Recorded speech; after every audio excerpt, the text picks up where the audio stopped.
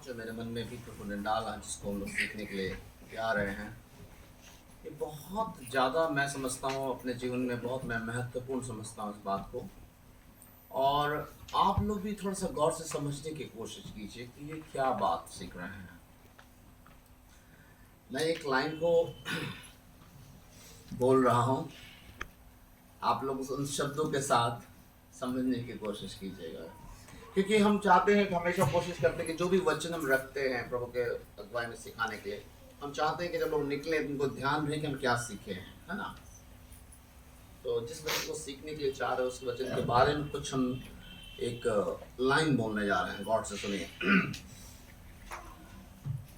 English में बोलेंगे, English वाला भी बोले, सिर्फ हिंदी वाला बोले? इंग्लिश वाला हिंदी वाला, ठीक है।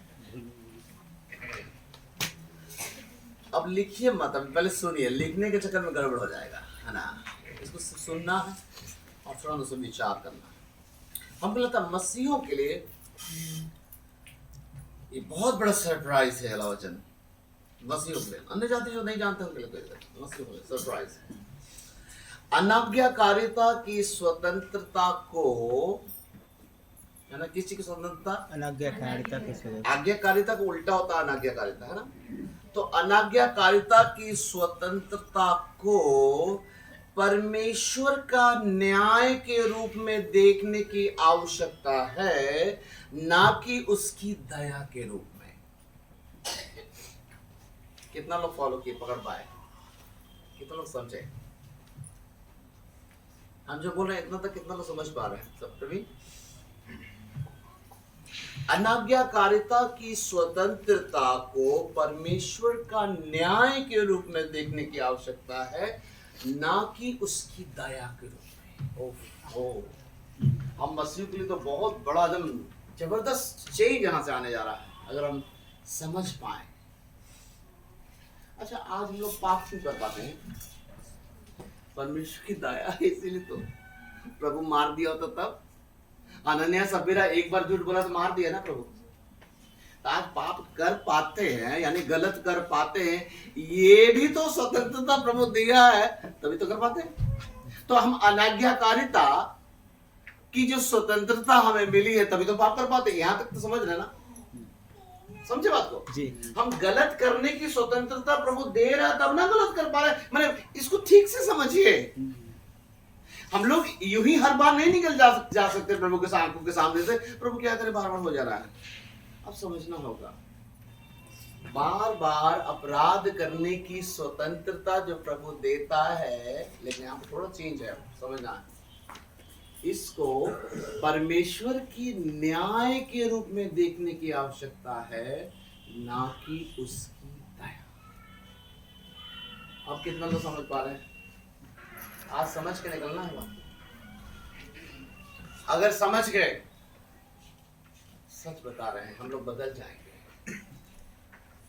परमेश्वर ने हमें अनाज्ञाकारिता की स्वतंत्रता दी है, वो वास्तव में उसका न्याय है। अनाज्ञाकारिता की जो स्वतंत्रता है, इसको परमेश्वर का न्याय के रूप में देखने की आवश्यकता है, ना कि उसकी दया के रूप में। कितने लोग फॉलो कर पा रहे हैं? जी। बताइए।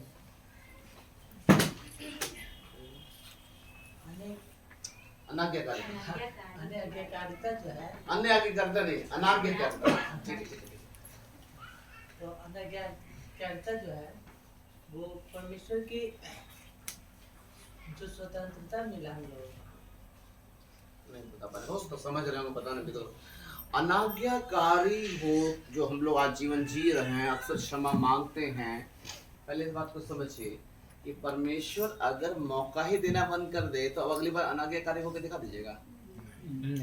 आसान शब्दों में बोले कि आप जो बोल रहे पाप छूट नहीं रहा है, छूट नहीं रहा पाप बोल रहे हैं, हम आपसे ये पूछना चाहते हैं कि प्रभु जान ले लेगा तो कर लीजिएगा पाप? प्रभु जीने का मौका नहीं देगा तो कल कर लीजिएगा? नहीं ना।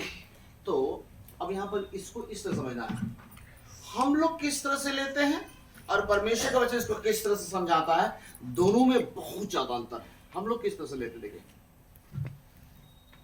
और हम आपसे पूछे कि आप छोड़ नहीं रहे अपनी गलतियों को, तो आप बोलते हैं कि हाँ भैया बात तो सही है, कि गलत तो है, गलत तो है, बात सही है, हमको छोड़ना है भैया, है ना, छोड़ना है, ये गलत है, और लेकिन छूट नहीं रहा है।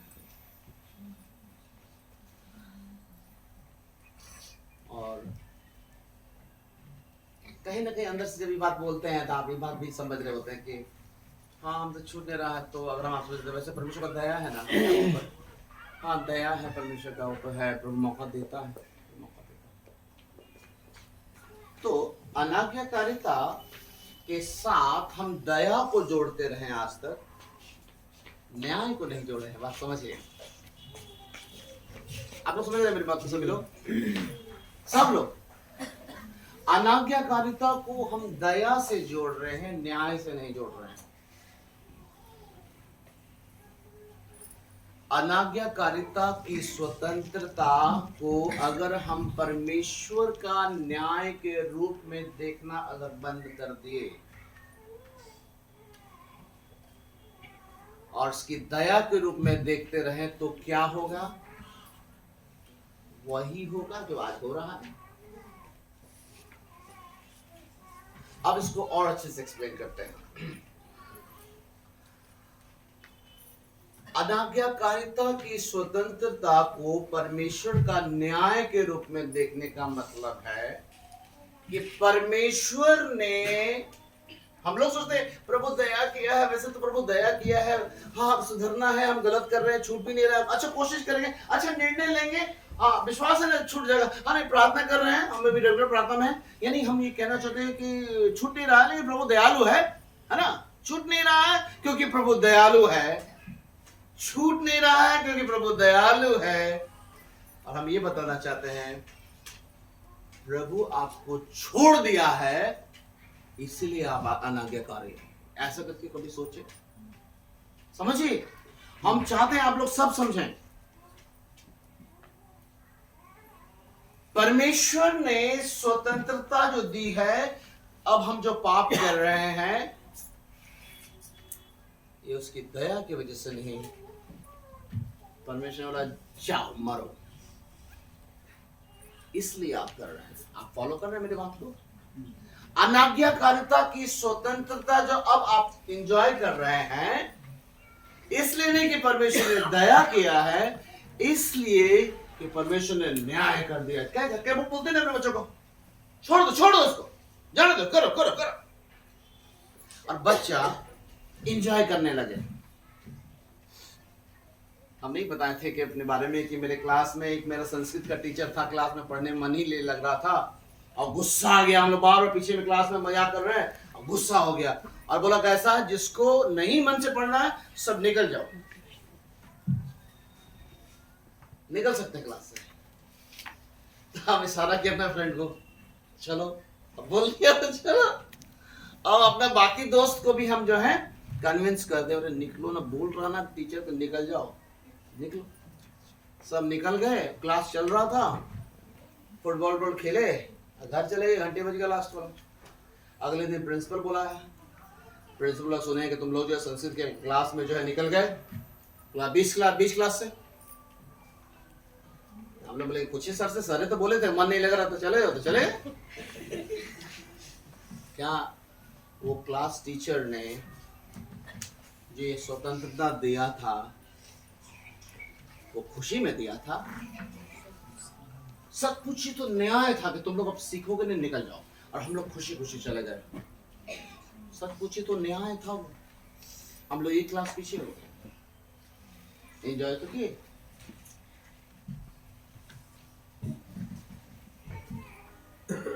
अनाज्ञाकारिता की स्वतंत्रता को परमेश्वर का न्याय के रूप में देखने की आवश्यकता है, ना कि दया के रूप में।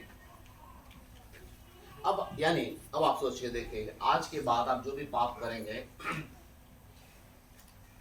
अगर आप अब से ऐसा सोचेंगे, बाप रे, ओह मेरा मन नहीं बदल रहा है, बार बार अभिलाषा के खिंचा रहे हैं। ओह इसलिए हो रहा है, इसलिए नहीं हो रहा कि मैं जब चाहूं चेंज कर लूं। ओ प्रभु छोड़ दिया है, प्रभु छोड़ दिया है, इसलिए अब हमको कुछ नहीं काम आ रहा है, अब कुछ दिमाग नहीं काम कर रहा। प्रभु ने बोला छोड़ दो इनके हालात पे, न्याय कर दिया।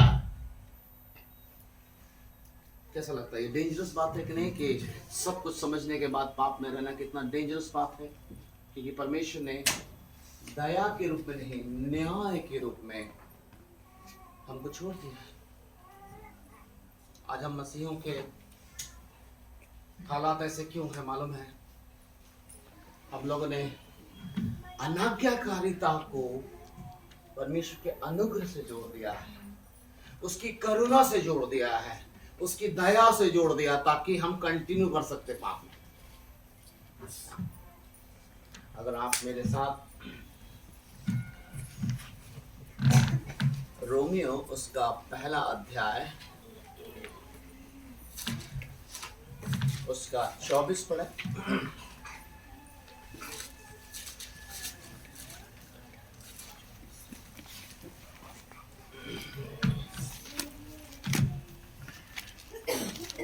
रोमियो 1 उसका 24।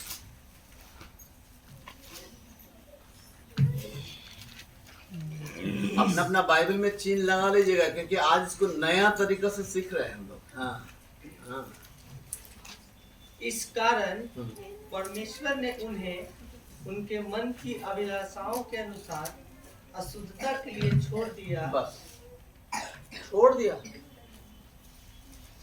परमेश्वर ने जब देखा कि आप सब कुछ सत्य को जानते हुए आप नहीं चल रहे हो, परमेश्वर का वचन बताता है कि परमेश्वर ने आपकी अभिलाषाओं में, आपकी अशुद्धता में जीवन बिताने के लिए परमेश्वर ने छोड़ दिया है।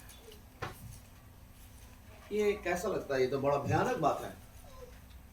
हम इसलिए पाप कर रहे हैं कि कभी ना कभी तो निकल जाएंगे, प्रभु दयालु है, बचा लेगा बचा लेगा। सब जानते हैं भी ऐसा कर रहे हैं लोग, प्रभु बचा लेगा, प्रभु दयालु है, प्रभु स्वर्ग से अपना बेटा को बचाएगा बचाएगा बचाएगा। हम लोग ये सोच रहे हैं। पहला दिन के लिए ठीक था, जब आप नहीं जानते थे प्रभु, उस दिन के लिए ठीक था ये। अब आप जितनी बार भी कर पा रहे हैं ना पाप, इस बात को याद रखिएगा, परमेश्वर ने आपको आपकी अभिलाषाओं के अनुसार अशुद्धता के लिए, कैसा लगता है? ये बहुत कठिन बात है, ये भयानक बात है। और इसलिए अब इसको प्रैक्टिकल में समझते हैं। अब याद कीजिए, जब पहली बार जब आप विश्वास में आए थे, उस समय जब कोई भी पाप होता था, आप आसानी से निकल जाते थे। लेकिन जैसे जैसे प्रभु के साथ समय बिताया, तो प्रभु ने देखा कि इनको सत्य मालूम हो गया है।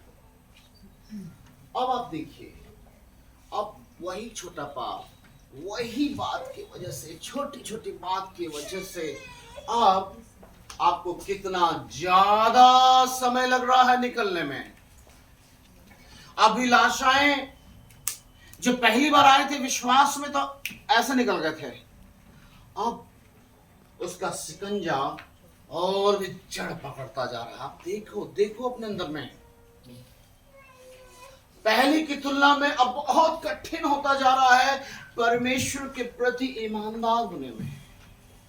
पहले आप प्रभु यीशु मसीह के नाम से आप कहीं भी सुसमाचार प्रचार करने के लिए आप स्वतंत्र होकर आनंद से चले जाते थे, अलग से मोटिवेशन देने की जरूरत नहीं होती थी। आपको जो आता था आप बताना पसंद किया करते थे, आपको अलग से कोई मोटिवेशनल स्पीकर की आवश्यकता नहीं थी। अब हर जगह फंसा फंसा लग रहा है। आपको समझ में आ रहा है? अनाज्ञाकारिता की स्वतंत्रता को हमने परमेश्वर की दया समझ लिया है। हाँ, कोई भी माँ बाप अपने बच्चे को अनाज्ञाकारी रहने के लिए क्या स्वतंत्रता देता है? नेवर। हम लोगों ने क्या किया? वो प्रभु स्वर्ग से हमारा इंतजार करता रहा कि अब फिरेगा, अब फिरेगा, अब फिरेगा। और हम लोग सोचते रहे क्या आज नहीं तो कल, कल नहीं तो परसों, अरे कभी भी कर लेंगे, ऐसा क्या, अभी एंजॉय कर लेते हैं लाइफ को। थोड़ा सोचिए, हम लोग परमेश्वर का वचन को बार बार सीखते हैं, बार बार मीटिंग जाते हैं, ऑनलाइन सुनते हैं, प्रभु बात करता है, और उसके बाद हम लोग आखिरी फाइनल निर्णय पे क्या पहुंचते हैं? करेंगे, ऐसा नहीं मन में आया तो करेंगे, सुधरेंगे। एक ही बार में थोड़े होगा, धीरे धीरे मजा लेते लेते, है ना, कुछ दिन मजा ले लेते लाइफ का और अभिलाषा का और मजा लेते। आप सोच के देखिए, अपने ऊपर आप दया बढ़ा रहे हैं या न्याय? आप सोच के देखिए, परमेश्वर जिस इंसान को छोड़ दे उसकी अशुद्धता पे, दुनिया में, पूरे ब्रह्मांड में उसको कौन निकाल सकता है? कौन पास्टर उसको जा सकता है? देखिए, मुझको नाम लेने की जरूरत नहीं। आप देखिए संसार में जिन लोगों ने जानबूझ के कंटिन्यूस गलती किया, आप देखिए, बिट्टू बता रहा था ना, इतना नोट्स है, कितना प्रीचर का सुन ले, कितना भी कर ले, आप देखिएगा उसका निकलना बहुत मुश्किल है, बहुत मुश्किल है। अनाज्ञाकारिता की स्वतंत्रता अर्थात प्रतिदिन आपको अपनी मर्जी, अपनी अभिलाषाओं के अनुसार जिंदगी जीने के जो मौका मिल रहा है, अगर उस मौका से आप तुरंत नहीं फिरे तो आप अपने ऊपर परमेश्वर का न्याय, उसका क्रोध को आप बढ़ाते जा रहे हैं, बढ़ाते जा रहे हैं, बढ़ाते जा रहे हैं। किसी पास्टर को, किसी लीडर को, किसी अगुआ को, कोई ऑनलाइन प्रीचर को, किसी को जरूरत नहीं है कि वो आपको बताए, आप खुद जान सकते हैं। पहली बार जब आप आए थे उस समय क्या ईमानदारी थी, और अब 5 साल, 7 साल, 10 साल में आप सोच के देखिए। जब आप आए थे उस समय उतना बाइबल नहीं जानते थे। जब आप आए थे, आप प्रभु यीशु मसीह के द्वारा ज्यादा गवाहियों को नहीं जानते थे कि प्रभु कितना काम करता है। आप बीते वर्षों में जूम पर जो है 4 महीना, 5 महीना रोज रात में गवाहियों का अंबार आप पर लगा, फुल नॉलेज, सत्य का बहुत सारा ज्ञान मिला। लेकिन आप देखिए निकलना कितना मुश्किल हो रहा है। मैं इसलिए आपको अभी भी सतर्क कर रहा हूं कि आप जानिए, जिस परमेश्वर का नाम लेते हैं उस परमेश्वर का स्वभाव, कौन बात कर रहा है,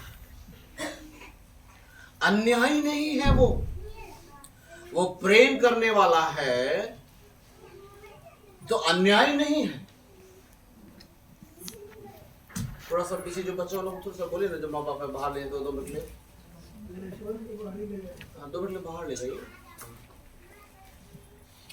सारा पूरा डिस्टर्ब हो जा रहा है। जल्दी जल्दी क्विक कीजिए जो भी करना है। हमने फिर सारा मेरा जो वचन सिखाना चाहता है वो सब खत्म हो जाएगा।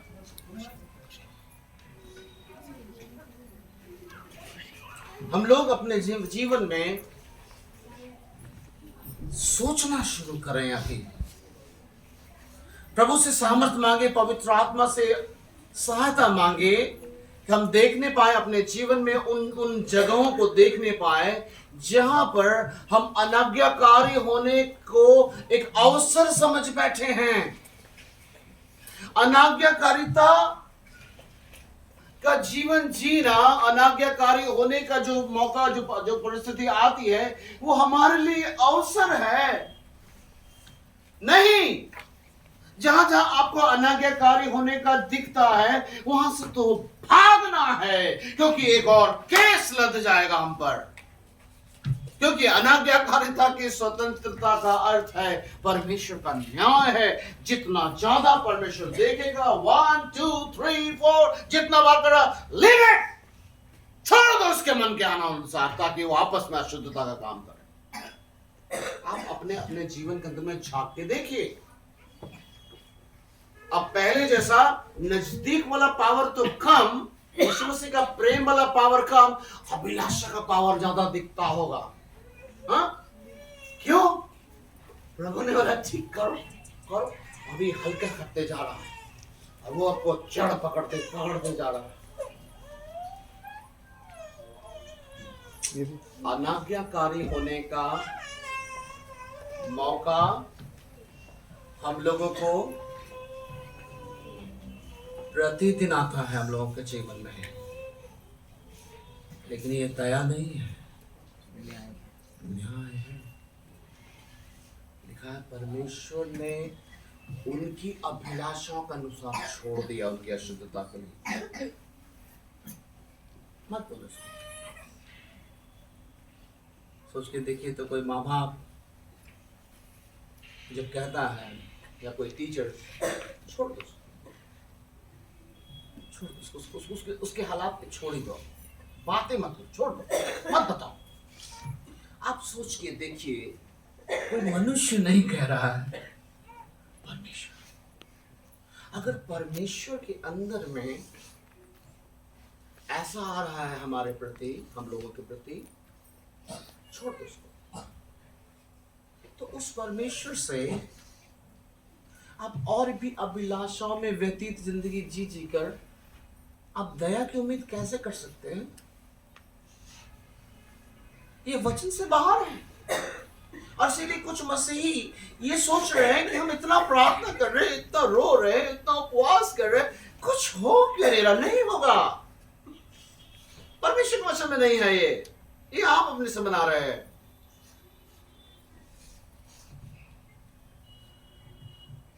अनाज्ञाकारिता की स्वतंत्रता परमेश्वर का न्याय के रूप में देखने की आवश्यकता है, दया के रूप में नहीं।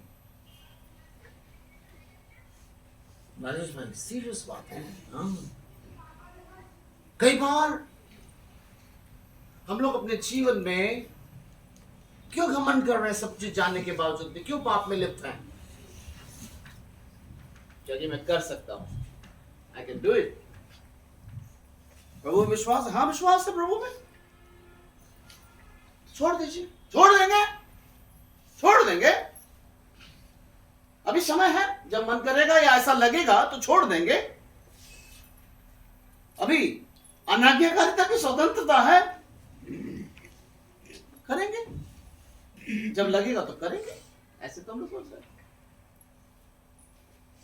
न्याय की बात, आप क्या छोड़ेंगे?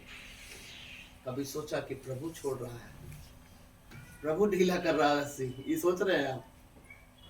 ये तो बहुत भयानक है। मैं समझता हूं कि प्रभु का मार, प्रभु के द्वारा दिया हुआ डांट, वो अच्छा है। प्रभु हम लोग को उठा के पटक दे, वो अच्छा है। प्रभु हमको तरह तरह के परीक्षाओं में ले जाए, रुला दे, वो अच्छा है। लेकिन छोड़ दिया, ये सबसे खतरनाक है, बहुत ज्यादा खतरनाक है। आज अगर अपने अपने जिंदगियों को जो कोई मनुष्य नहीं जानता, आप सब अपने अपने जीवन को जानते हैं। अपने अंदर में टटोल के देखिए, क्या परमेश्वर के प्रेम को जब जाने थे, अब उससे नजदीकी महसूस कर रहे हैं या दूरी महसूस कर रहे हैं? पाप से छूटना जिस समय आप आए थे उस समय आसान था या अब आसान है? आपको दिखाई देगा। उस समय किसी भी बात से निकलना उस समय आसान था या अब आसान है? मुझे बताने की जरूरत नहीं है। हम लोग सब ने परमेश्वर के द्वारा दिया गया स्वतंत्रता को अभिलाषा में उड़ाना सीख लिया है और सोचते हैं ये दया है। क्योंकि प्रभु दया करता है इसलिए हम और करेंगे। वो आज बचाया, आज भी करेंगे। कल का जिंदगी देगा, कल भी करेंगे। परसों देगा, परसों भी करेंगे।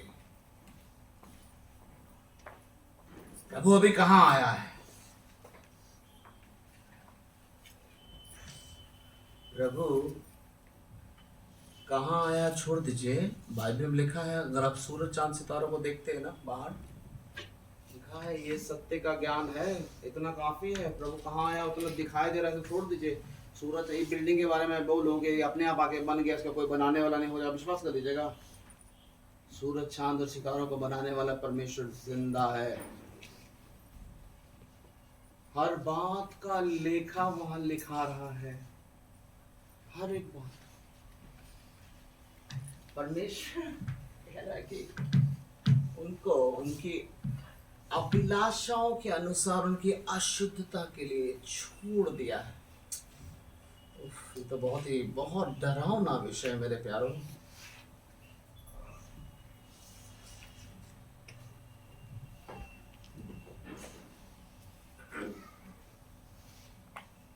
अगर परमेश्वर का जैसे नया नियम में देखें हम लोग, थोड़ा सा पुराना नियम में एक वचन निकाले जल्दी से, होशे की पुस्तक, उसका 4 अध्याय।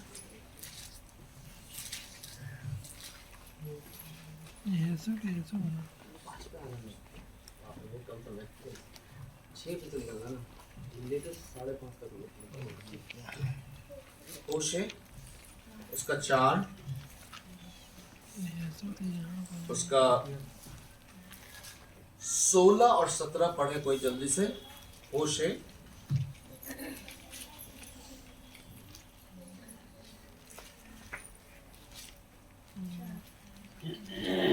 4 उसका 16 और 17 पढ़े।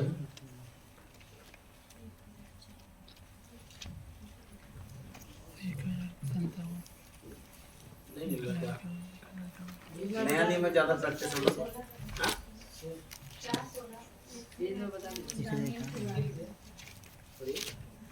सब लोगों को मिल गया ना?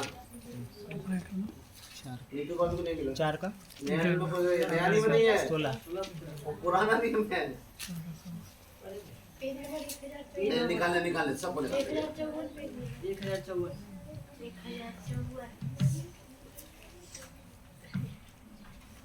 कितना अच्छा लग रहा है क्रिसमस। बहुत अच्छा दिन है, सच में बहुत अच्छा दिन। केक को खा के भाग जाते थे लोग। तो बोला आज हम तुमको बताते हैं, तुम लोग बड़ा अनाज्ञाकारिता में मजा ले रहा ना, आज हम बताते हैं कितना केस बढ़ाया है अपने पर तुम लोग, केक का भी मजा नहीं मिलेगा। आज रसगुल्ला भी उतना मीठा अंदर नहीं लेगा जितना अंदर में याद आएगा कि कितना अनाज्ञाकारिता किए हैं। सबको निकालिए, पढ़िए 16 17 16 और 17। क्योंकि इजराइल ने हठीली कठोर के समान हठ किया है। कलोर हठीली कलोर के समान, कलोर के समान हठ किया है। क्या अब यहोवा उन्हें भेड़ के बच्चे के समान लंबे चौड़े मैदान में चराएगा? एफ्राइम मूर्तों का संगी हो गया है, इसलिए उसको रहने दो। ठीक, बैठिए। देखिए, आप पुराना नियम में भी देखिए, परमेश्वर अपनी प्रजा को इज़राइल नाम से बोल रहा है और कह रहा है, परमेश्वर का वचन अपने भविष्यवक्ता होशे को बोल रहा है, उनसे बता रहा है कि इज़राइल जो है अपने आप को गाय के समान बना लिया है और चाहता है कि भेड़ के समान उनके लिए हम चरवाहा बन के उनके रखवाली करें। इसको समझिए, परमेश्वर का वचन है। परमेश्वर कह रहा है होशे को कि मेरे लोग जो हैं अपने आप को गाय बैल के समान बना लिए। परमेश्वर का वचन ये कहना चाहता है कि गाय बैल अगर कहीं भी खेत में या फील्ड में घूम रहा है तो उनको प्रोटेक्शन की जरूरत नहीं, दे कैन प्रोटेक्ट देमसेल्फ। आप देखे होंगे डिस्कवरी में, देखिए 3-4 बैल या भैंस मिलकर शेर को उड़ा देता हवा में, पता नहीं है, सिंह से फंसा के फेंक देता है। परमेश्वर कह रहा है क्या कि इजराइल के लोग, मेरे प्यारे प्रजा, अपने आप को गाय भैंस की तरह बना लिया है। तो जब गाय भैंस के समान बना लिया है तो हमसे क्यों उम्मीद करता है कि हम उनको भेड़ समझे? अब भेड़, देखिए भेड़ कितना इनोसेंट होता, वो भेड़ को अपना चरवाहा का मानता है, चरवाहा भी भेड़ को उसको संभाल ले चलता है, क्योंकि भेड़ पे अटैक हो सकता है। परमेश्वर कह रहा है इनको क्या अटैक होगा, इनको क्या प्रोटेक्शन का जरूरत है, लीव देम अप, छोड़ दो, ये खुद ही अपना प्रोटेक्शन करेंगे। ये कलोर है, और जब कलोर बना लिया अपने आप को तो फिर उम्मीद क्यों कर रहे हो कि मैं तुमको भेड़ के समान सोचूंगा? प्रभु कह रहा, हम लोग आते हैं, यीशु है सच्चा रेड़िया, उसकी हम कलोर हैं, गाते हैं उसकी हम भेड़ें हरी चराइयों में। ये गाना बहुत हो गया। देखिए वचन में क्या लिखा है, मेरी प्रजा के लोग अपने आप को काव बना दिया है। जब आप बड़ा जानवर बन चुके हैं तो आपको क्या सुरक्षा की जरूरत है? अगर आपका विरोधी आता है, आप खुद लड़ लीजिए, हमसे मत उम्मीद कीजिए। प्रभु कहता है कि मैं प्रोटेक्शन दूंगा। प्रभु कहना चाहता है अब आसपास के जो गांव के लोग, जो विरोधी, जब प्रेम और ये जो लोग जो ऐसा किए हैं मेरे लोग, अब आसपास के गांव के लोग, विद्यानी जो भी विरोधी लोग थे, वो अटैक करेंगे। प्रभु कहता है मैं नहीं पढ़ने वाला बीच में। भेड़ का समान नहीं रहता ना, काव है ना, लड़ो। हाउ डेंजरस, इतना खतरनाक है, कितना डरावना प्रकाशन है कि जब तुम कलोर के समान रहते हो, हम भेड़ के समान तुम्हारा प्रोटेक्शन क्यों करेंगे? हम बोल रहे हैं कि प्रभु आराधना में हम भेड़ हैं, चर्च के बाहर कलोर हैं। आराधना में तो आते हैं ना प्रभु, उपवास तो करते हैं ना प्रभु, 10 तो देते हैं ना प्रभु। प्रभु मान लीजिए कि हम भेड़ हैं, प्रभु को कैसे कोई ठग सकता है? कोई ठग सकता है क्या? अच्छा देखिए, प्रभु का दिल तो देखिए, क्या उसको रहने। कब हम ऐसा कहते हैं? जब हम थक जाते हैं, ऊब जाते हैं, थोड़ा सा और नीचे ना, अब रहने दीजिए। कोई दुखी कर देता, अब छोड़ दो, अब हमको नहीं बात करना, तुम समझो। जो लोग कलोर अपने आप को बना लिए हैं, प्रभु कहता है इनको अब रहने दो। हम में से कितने लोग वेट कर रहे हैं उस दिन का कि प्रभु मेरे पर भी कह दीजिए, अब इसको रहने दो। सही में हम चाह रहे हैं ना, हम लोग चाहते हैं ना ये चीज, क्योंकि अनाज्ञाकारिता की स्वतंत्रता का जो मजा हम लोग लेते, दूसरा क्या जाने इसका मजा। अनाज्ञाकारिता में जो स्वतंत्रता का जो मजा मिला है, जिसको दया समझ के जो ले बैठे हैं, 2022 का लास्ट आ गया है। बस इतना ही मिस्टेक है कि हम भेड़ समझ रहे हैं अपने आप को। प्रभु कह रहा नो, प्रभु कहता है ये मुझसे नहीं हो सकता। आप भेड़ चराने वालों को बोलेगे अब गाय चराओ, कोई मतलब है? ऐसा होता है क्या? बड़ा स्ट्रिक्ट, बड़ी कड़वी बात प्रभु कह रहा है। आप क्या कन्फेस करते हैं अपने मुंह से, आप क्या बोलते हैं, आप कितना रोते हैं, कितना दिखाते हैं, उससे मतलब नहीं है परमेश्वर को। परमेश्वर कहना चाहता है, उसको जांचने में दिक्कत नहीं, वो कहना चाहता है जब तुम कलोर के समान, काव के समान, गाय भैंस के समान जब अपना जिंदगी बिता रहे हो, तो हमसे उम्मीद मत करना मैं तुमको भेड़ के समान हरी हरी चराइयों में चराऊंगा।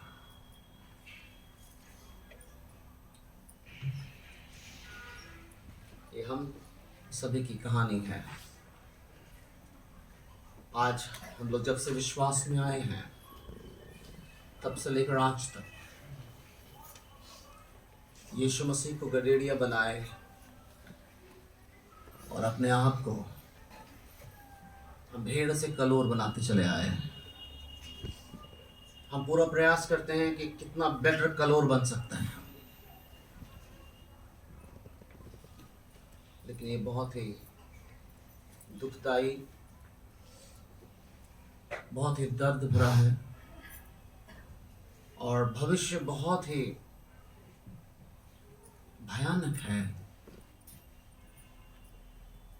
परमेश्वर के उस प्रजा के लिए जिनको परमेश्वर ने सोचा था कि मैं भेड़ के समान इनको चराऊंगा और मैं इनका सुरक्षा देने वाला चरवाहा बनूंगा। कोई विपत्ति इनके ऊपर आएगी तो मैं पहले खड़ा होऊंगा। बच्चों को जैसे पीछे करते मैं सामने से, और वो सोचा था कि मैं ऐसा करूंगा। कहता अब रहने दो, अब रहने दो, ये भेड़ नहीं है, काव है, कलोर है, रहने दो। आप सोच के देखिए, पूरा साल भर हम लोग कलोर बनने के लिए मेहनत कर रहे हैं, भेड़ बनने के लिए नहीं। भेड़ का जीवन अलग है और इसीलिए आप सोच के देखिए कि ऐसा मनुष्य जो परमेश्वर को और उसके दिए आशीष को, उसके दिए हुए समय को, यहाँ तक कि उसके न्याय को भी जो छोड़ दिया, उसको और मजा ले रहा। अब हम लोग का क्या देखिए, हम लोग का देखिए एक स्वाभाविक गुण हो गया, नहीं चल पा रहे हैं तो हम रोते नहीं हैं, पूरा जम के पाप करते। अब कारण क्या बताते हैं? चल ही नहीं पा रहे ना, क्या करें, ओ चल नहीं पा रहा, ऐसा दिखा रहा है, लग रहा है कि उधर मजा नहीं मार रहा, उधर पूरा मजा भी ले रहा है और इधर दिखा रहा है कि चल ही नहीं पा रहा है। ये कितना हाई क्वालिटी का कलोर बनते जा रहा है मशीन। देखिए तो, अरे याकूब कहता है कि शोक करो, अगर नहीं चल पा रहे हो तो शोक करो, परमेश्वर के सामने दीन बन जाओ, प्रभु फिर से तुमको शिरोमणि बना देगा। लेकिन हम